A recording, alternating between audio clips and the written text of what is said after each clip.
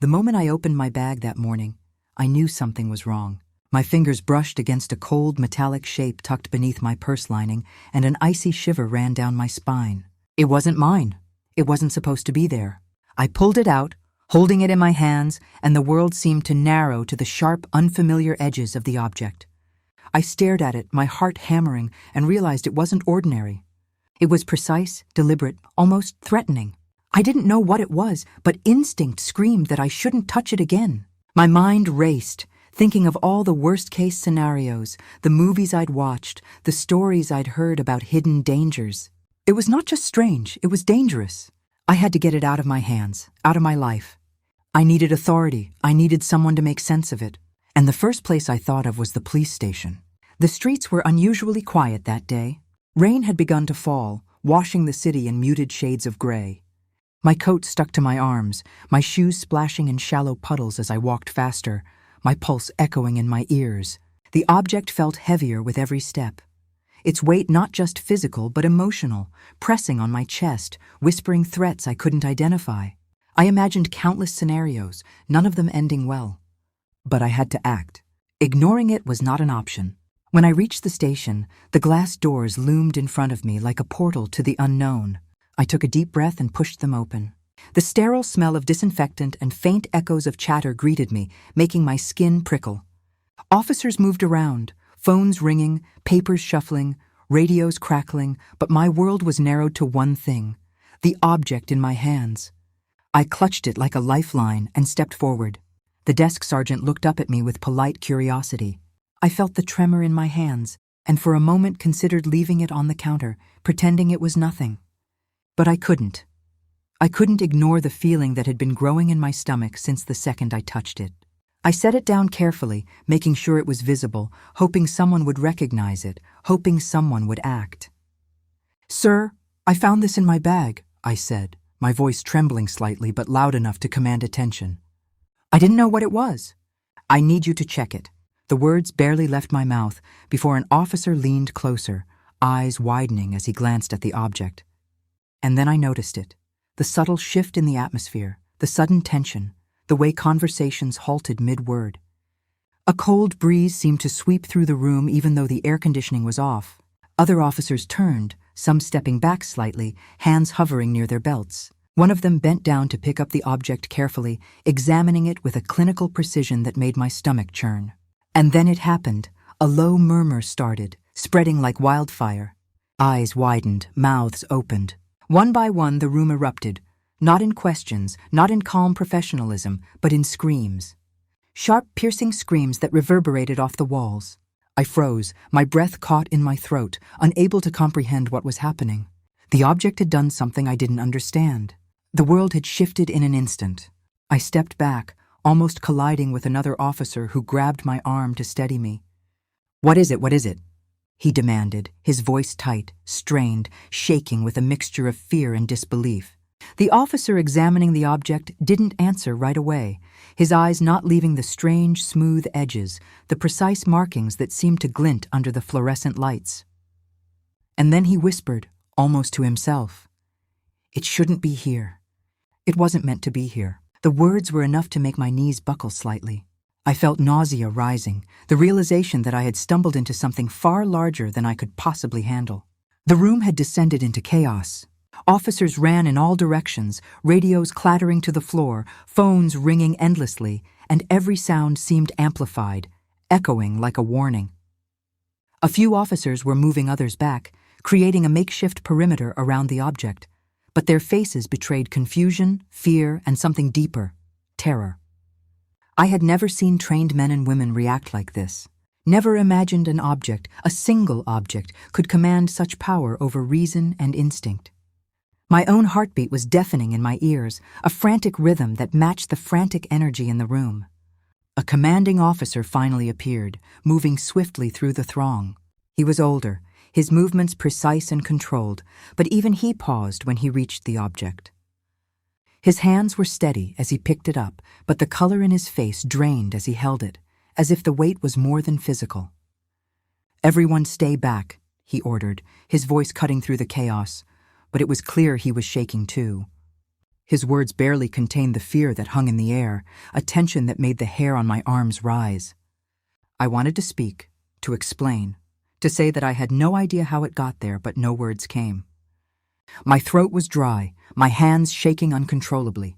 Every eye in the room was on me, and I realized in that moment that I was part of the story now. The object wasn't just in my bag. It had chosen me, or perhaps I had chosen it. And suddenly I understood. The screams weren't just from shock.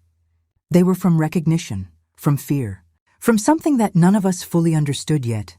The commanding officer moved quickly, securing the object in a protective container, but he didn't remove his gaze from me. "How did you come by this?"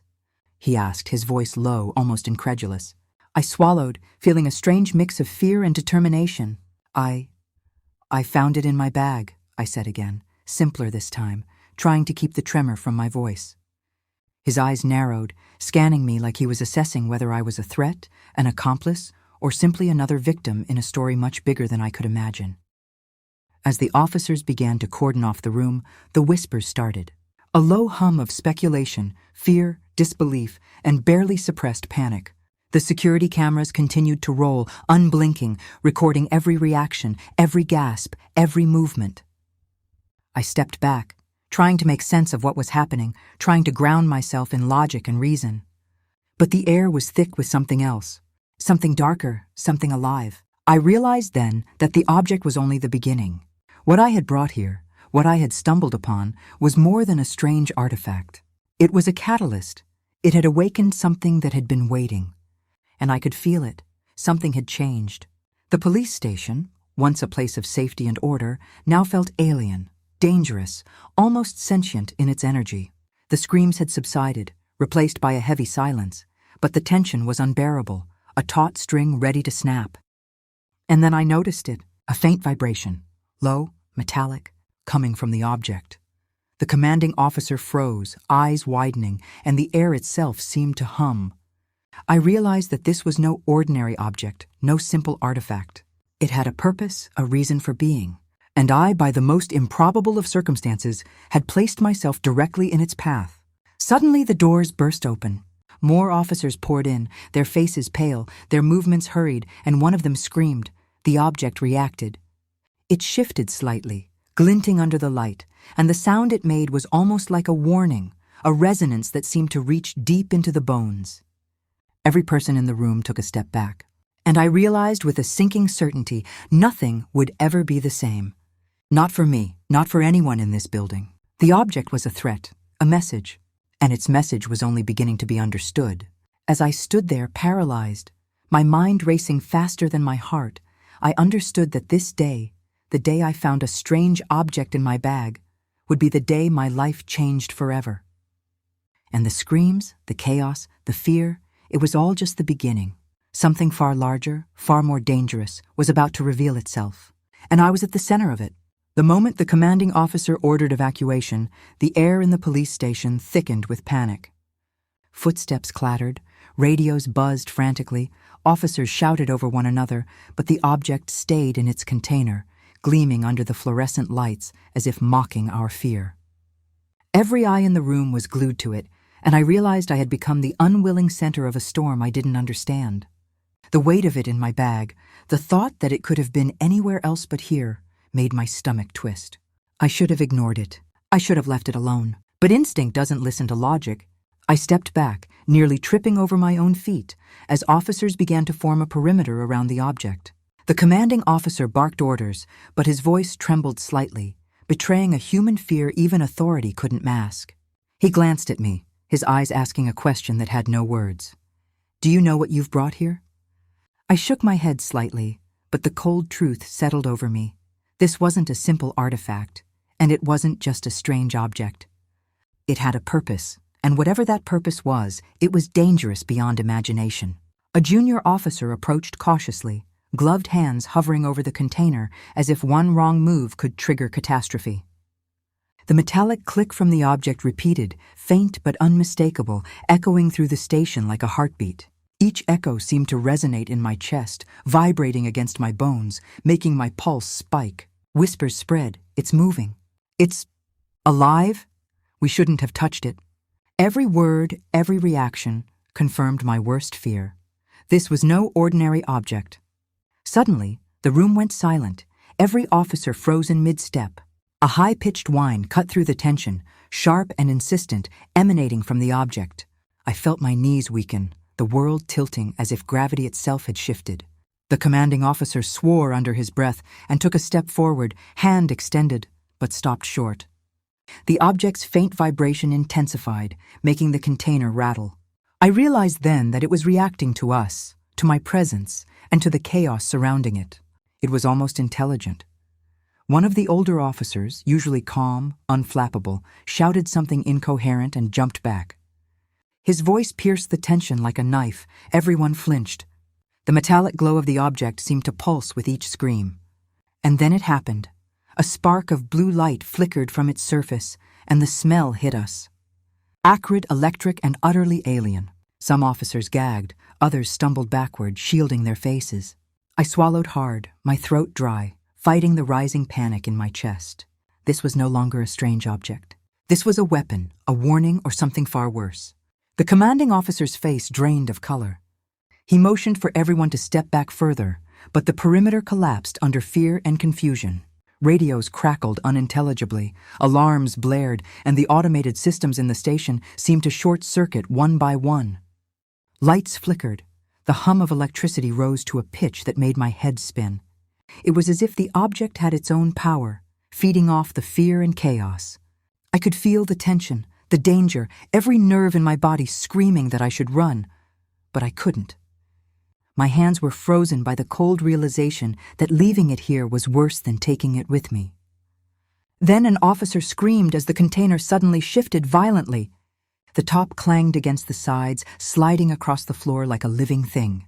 Everyone froze, unsure whether to flee or fight. My heart pounded so loudly I feared it would give me away, that it would somehow alert the object to me. I realized with terror that it had chosen me. The fear it elicited, the chaos it caused, were not accidents. It wanted attention, and it wanted me exposed. The commanding officer yelled at us to evacuate, his voice now trembling with a fear that no rank could suppress.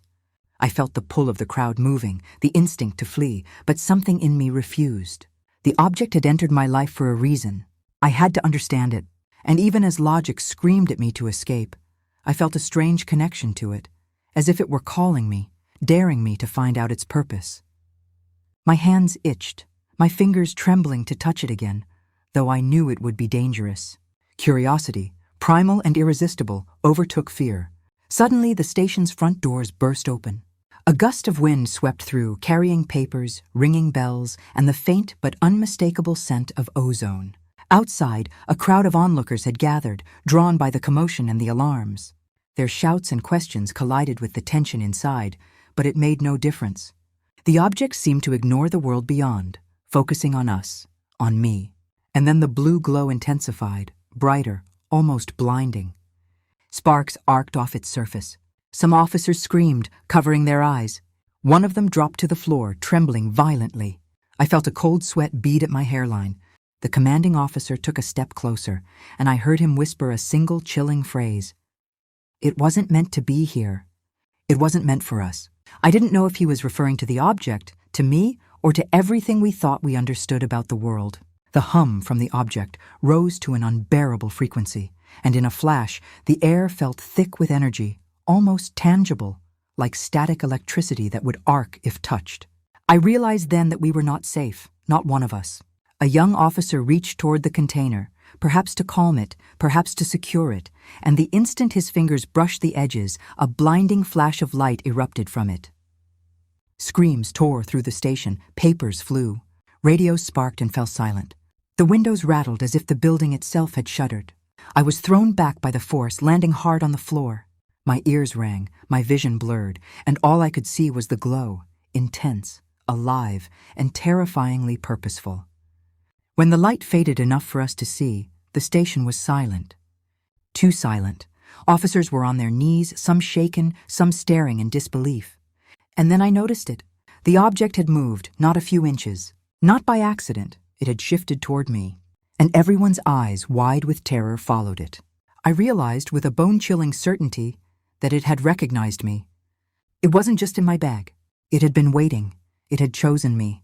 Before I could react, the commanding officer's voice cut through the silence, trembling and urgent. "Get her out. She has to leave now." And in that instant, the doors to the station slammed shut. All electronics went dark, and the blue glow from the object pulsed faster, illuminating the room in jagged flashes. I scrambled to my feet, my mind screaming for logic, for escape, for safety. But deep down, I knew there was no safe place. Not anywhere. The object was not finished. Not with me, not with anyone. Then I heard a single, loud, metallic click. The sound echoed unnaturally, almost like a signal. Everyone froze, staring at the container. And then came the screaming, not from the officers, not from the crowd outside. It was coming from inside me. Or maybe inside the object, I couldn't tell. The energy it radiated was overwhelming, almost alive, almost conscious. And in that moment, I understood with terrifying clarity. The chaos, the screams, the panic. This was just the beginning. Something far worse, something I could not yet see, was about to happen.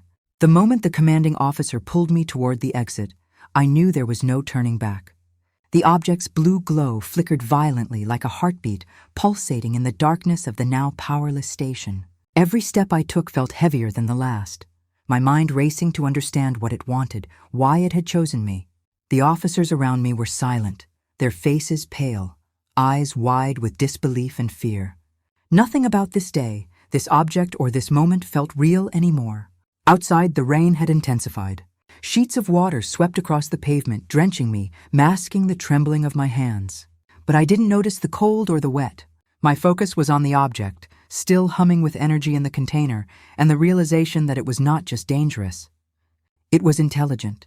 It sensed us, assessed us, and somehow communicated its presence. The thought sent a shiver down my spine. How could an inanimate thing be alive?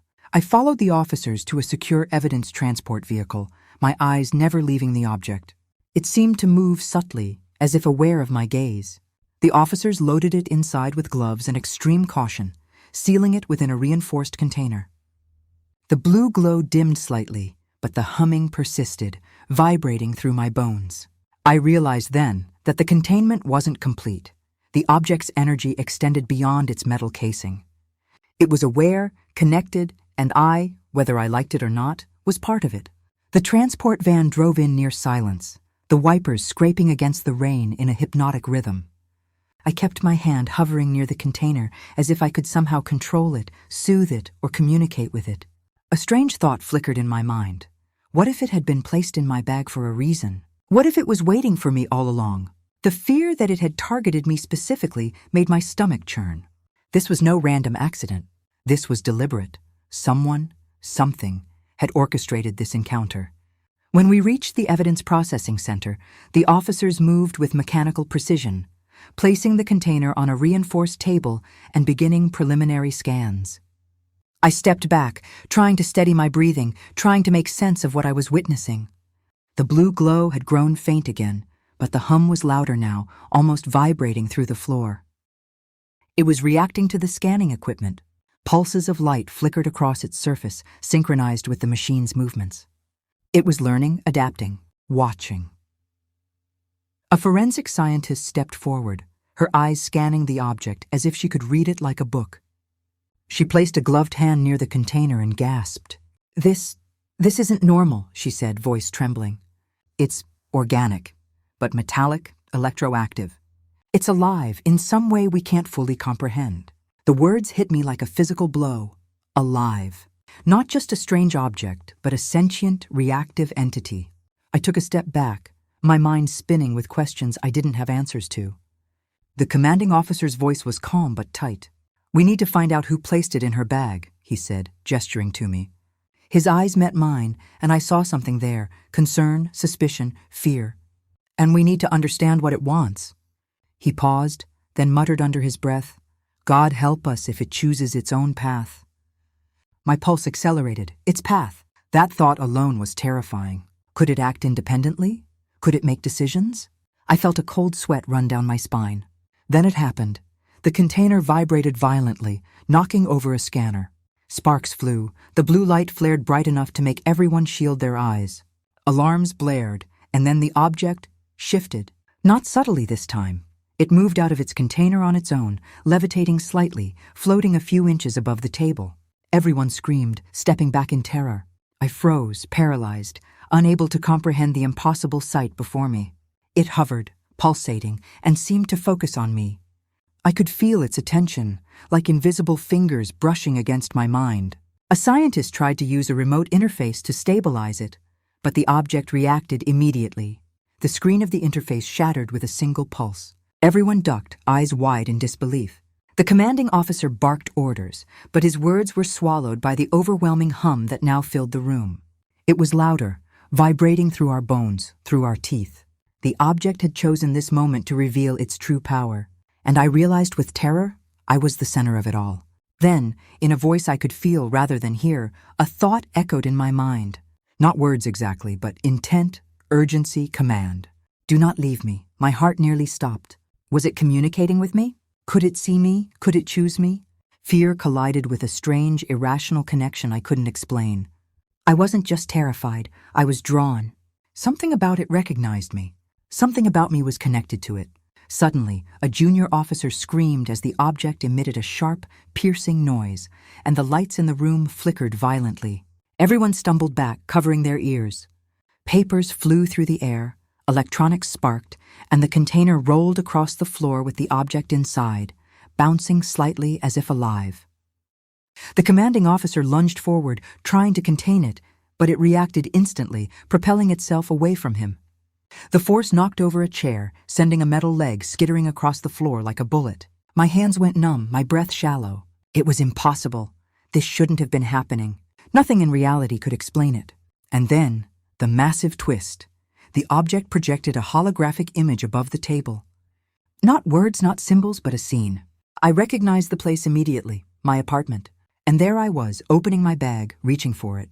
A second later, the holographic projection shifted. Someone else appeared, watching me. Not just anyone.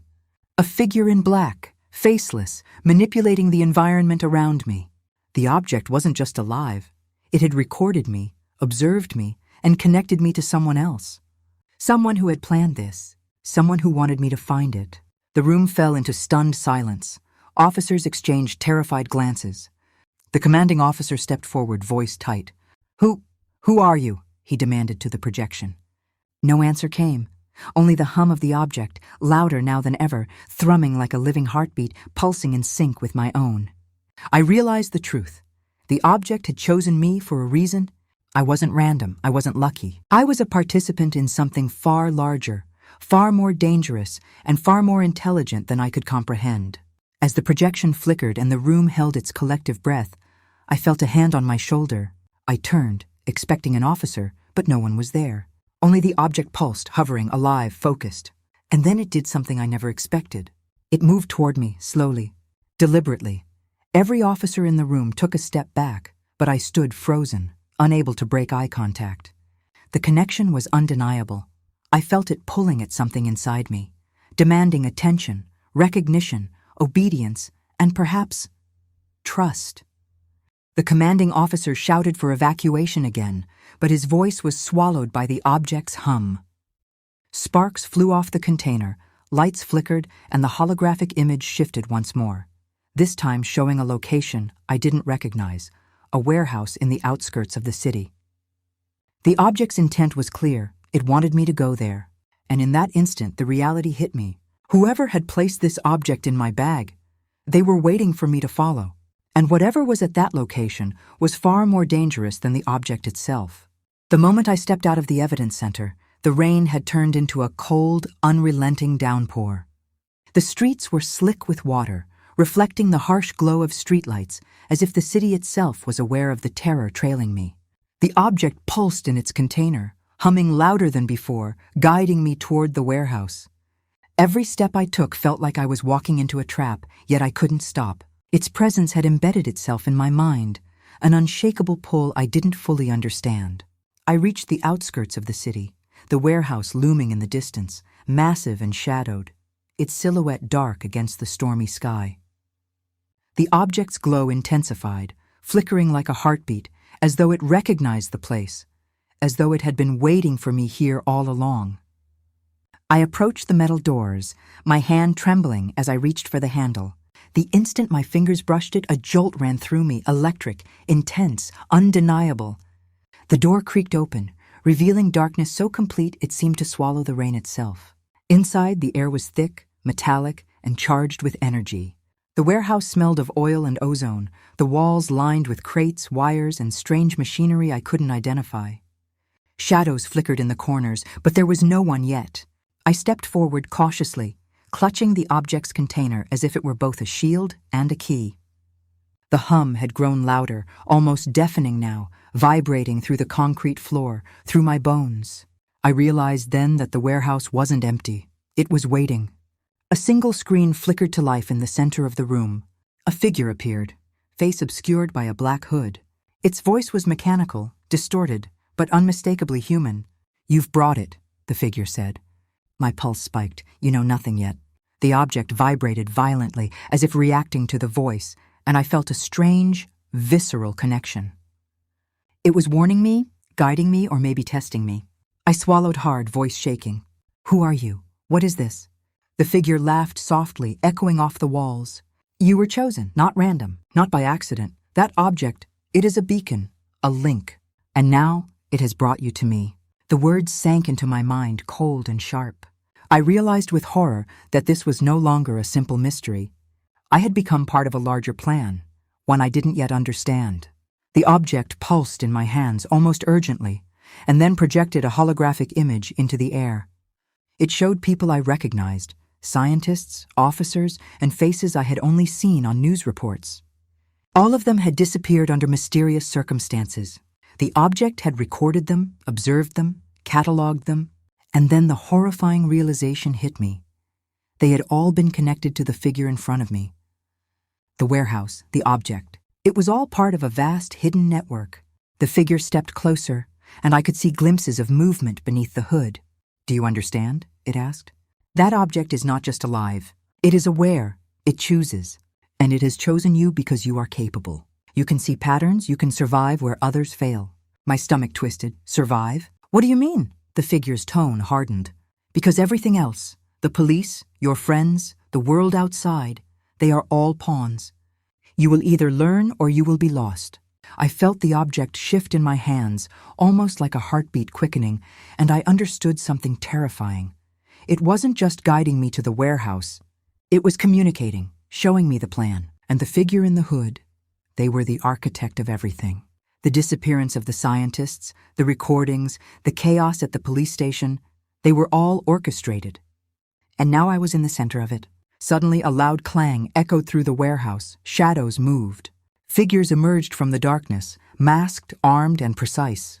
They surrounded me, their movements synchronized, rehearsed. My pulse raced.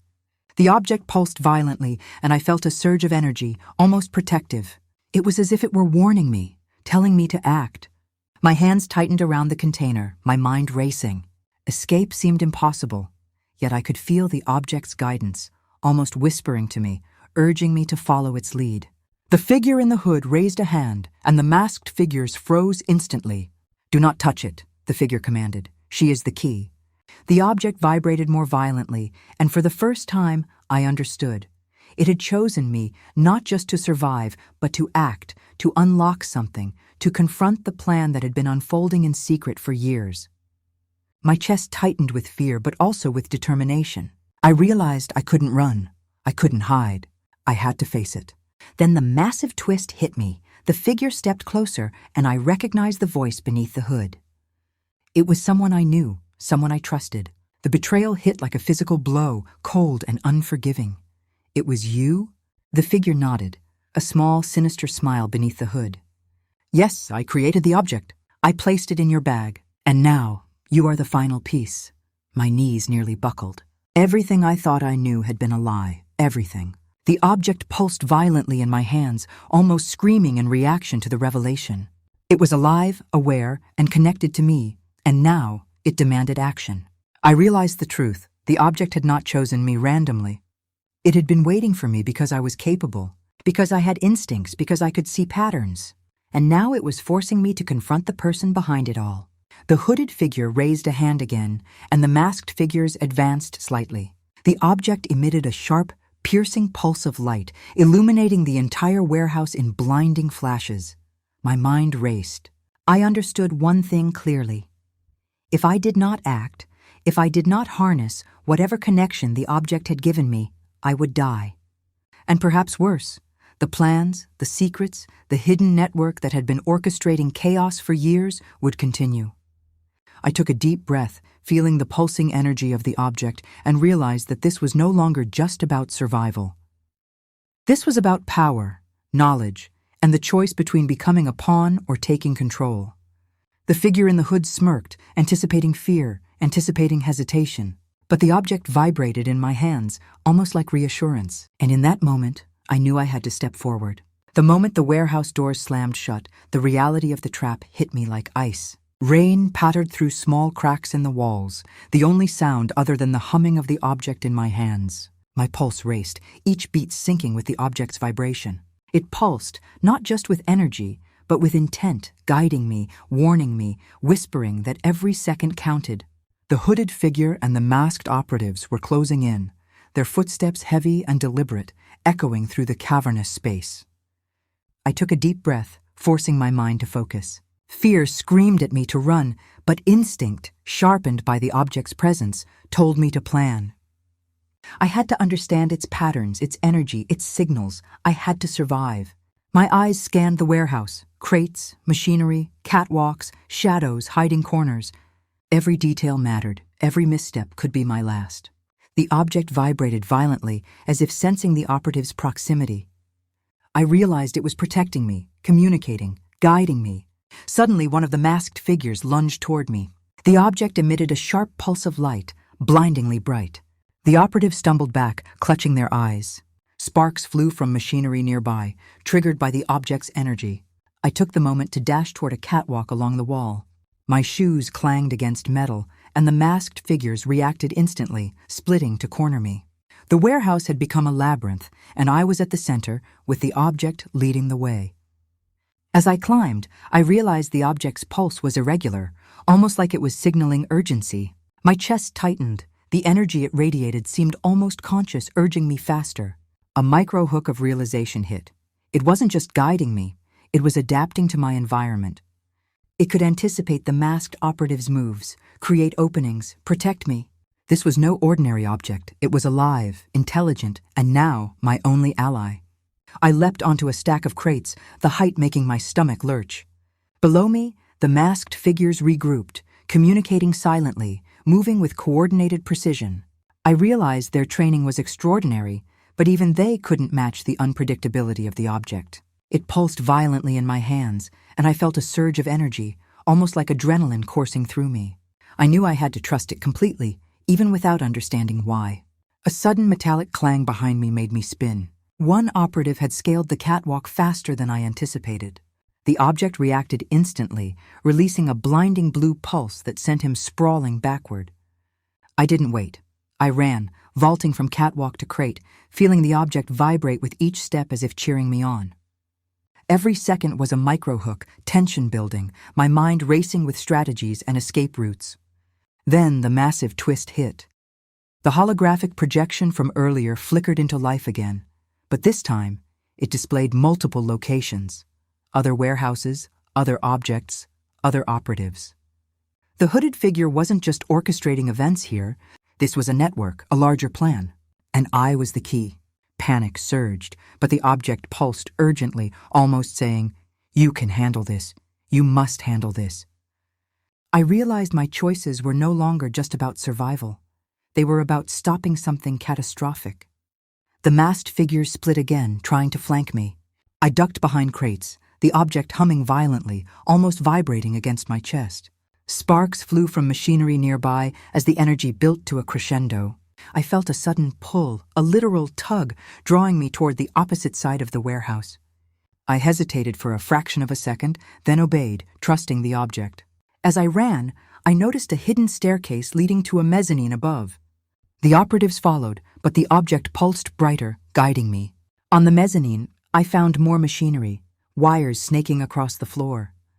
The object reacted violently, its pulse intensifying as I stepped closer to a small control panel. Instinct screamed at me to touch it. My hands shook as I activated the panel, and suddenly, the warehouse lights flickered on fully, revealing hidden operatives I hadn't noticed before. The object emitted a blinding flash, sending them scrambling backward. I realized in that moment that it wasn't just a tool of defense, it was actively manipulating our environment. It could fight, defend, and control space around me. The hooded figure's voice echoed through the warehouse. Do not underestimate it or her. The words froze me for a second, the implication clear. I wasn't just running, I was being tested, and I had to win. The object pulsed violently, almost like a heartbeat, guiding me to a final exit at the far end of the mezzanine. I ran, my legs burning, heart hammering, fear and adrenaline blending into a sharp, focused edge. Suddenly, one operative lunged from behind, but the object reacted, emitting a pulse that sent him crashing into machinery. Sparks flew, metal twisted, and the air filled with ozone. I reached the exit, the object vibrating violently, almost frantic. I stepped through the door into a smaller corridor leading out of the warehouse. Relief surged briefly, but then I heard it. The figure's voice, calm, cold, unstoppable. You cannot run, you will complete your part. My hands tightened around the object. I realized something terrifying. It had chosen me not just to survive, but to act, to follow its path, to confront whatever lay ahead. Every microhook, every pulse of energy, every reaction had been preparing me for this moment. And now, outside the warehouse, rain lashing my face, I understood the full weight of what was happening. My life was no longer my own. My choices, my instincts, my courage, all of it mattered in a way I couldn't yet fully comprehend. The corridor stretched endlessly ahead, shadows flickering under the intermittent streetlights outside. Rain poured down, soaking me to the bone, but I hardly noticed. The object pulsed violently in my hands, vibrating with a force that matched my heartbeat. It had guided me here, to this moment, to the confrontation I had been dreading and anticipating in equal measure. Every instinct screamed to run, but I knew I couldn't. It had chosen me. I had to see this through. Ahead, in the shadows, a figure emerged. Familiar, terrifying, and utterly composed, the architect of this nightmare. The person I had trusted the most, whose face had once meant comfort, now radiated betrayal. In their hands, a device glinted faintly under the streetlight. A device capable of destroying the object, and perhaps me along with it. My chest tightened, my pulse thrummed in my ears, and I realized that survival alone wouldn't be enough. I had to outthink them, outmaneuver them, and trust the object fully. The object pulsed brighter, its hum vibrating through my body. It wasn't just a tool, it was alive, it was aware, and it was on my side. I felt a strange connection, almost intimate, as if it shared my fear, my determination, my resolve. Its glow projected faint holographic outlines onto the street, revealing the hidden weaknesses in the terrain, potential escape routes, and even the position of my adversary. Every micro-hook of tension intensified as I realized I wasn't alone in this fight. I had the object guiding me, anticipating, defending, and empowering me in ways I couldn't comprehend. You shouldn't have found it, the figure said, voice calm but sharp. It was never meant for you. Their words cut deep. This wasn't just a battle for survival, it was a test of intelligence, intuition, and courage. I swallowed hard, tightening my grip on the object. Maybe not, I said, voice steady, despite the fear in my chest. But it chose me anyway. The words carried weight, more than I could understand at that moment. The object pulsed violently, almost affirming my claim. The figure stepped forward, raising the device threateningly. Sparks flew as a faint energy field appeared around it, a countermeasure to the object's power. I realized then that this was no ordinary confrontation. This was a battle of awareness, strategy, and instinct. One wrong move could destroy everything. My mind raced, calculating possibilities, anticipating reactions, listening to the faint, intelligent vibrations of the object in my hands. Every instinct screamed, every nerve stood on edge. Suddenly, the object emitted a pulse of energy so intense it pushed the figure back. The device clattered to the ground, sparks flying, and for the first time, I saw fear flicker across their face. My hands tightened, my confidence rising as the object guided me. I moved closer, each step precise, calculated, every action reinforced by its subtle cues. The figure scrambled, regaining composure, but the object anticipated every move, shielding me, striking with precision, and creating openings I could exploit. Then, in a shocking twist, the figure lunged at me, not with the device, but with a hidden weapon. I froze for a fraction of a second, but the object reacted instantly, a pulse of energy knocking the weapon from their hand and sending them stumbling backward. The air vibrated with intensity, tension spiking as sparks danced around us. I realized in that moment that this confrontation wasn't just physical. It was mental, emotional, and metaphysical. The object and I were connected, and our synergy determined the outcome. "Why me?" I demanded, breathless. "Why choose me?" The figure's eyes softened for a fleeting moment, almost human, almost apologetic. "Because you see it, because you feel it, because you survive where others fail, and because it chose you." Their words hit me like a thunderclap. Everything, the chaos at the police station, the warehouse, the chase, it wasn't random. It was preparation, a test, a challenge. And now, I had passed it, guided not just by instinct, but by the object itself. The object pulsed violently, brighter than ever. Its energy radiated outward, forming faint, ethereal patterns in the air, projecting fragments of information, connections, and hidden truths. I saw the full picture, the network, the operatives, the hidden agenda, the designs of the hooded figure. I understood now why it had chosen me. I wasn't just a survivor. I was the key to ending the entire chain of control, and the figure knew it. I took a deep breath, heart pounding, and moved forward. The figure raised their hands, surrendering the device, but their eyes never left mine. The object pulsed one final time, and in a surge of energy, a blue arc shot from it, disabling the device and neutralizing their power. They fell to their knees, defeated but alive. I realized then that the object wasn't just a weapon. It was a judge, a protector, and a guide. The rain fell harder, washing away the tension, the fear, the chaos. I held the object close, feeling its vibrations calm, almost relieved. The masked operatives, neutralized, were left dazed and silent. The city beyond the warehouse seemed distant, irrelevant, as if the world itself had paused to witness the resolution of this battle. I realized that I had survived, not just through skill, but through connection, intuition, and trust in something far greater than myself. Finally, the figure spoke one last time, voice soft and tinged with awe. It chose well. Then they rose, silent, disappearing into the shadows, leaving me alone with the object. My hands shook, not from fear, but from the enormity of what had just occurred.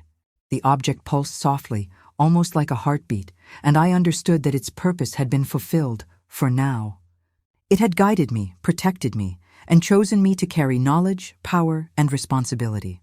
I stepped out of the warehouse into the rain-soaked streets. The city looked the same, yet everything had changed. I had changed. I realized that the object had not only saved me, it had awakened something inside me. Strength, courage, awareness. I was no longer just a bystander.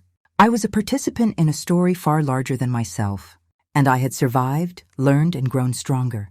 As I walked away, the object pulsed one last time, a soft, steady rhythm. I knew its journey with me wasn't over. It never would be. But for now, I had won.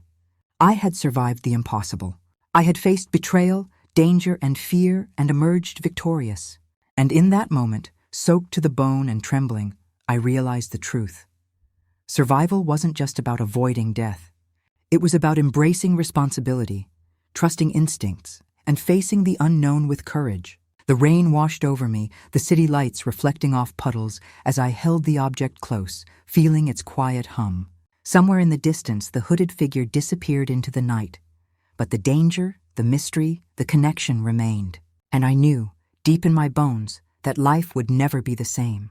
I smiled faintly, a mix of relief and determination, and whispered into the night, "We survived, together."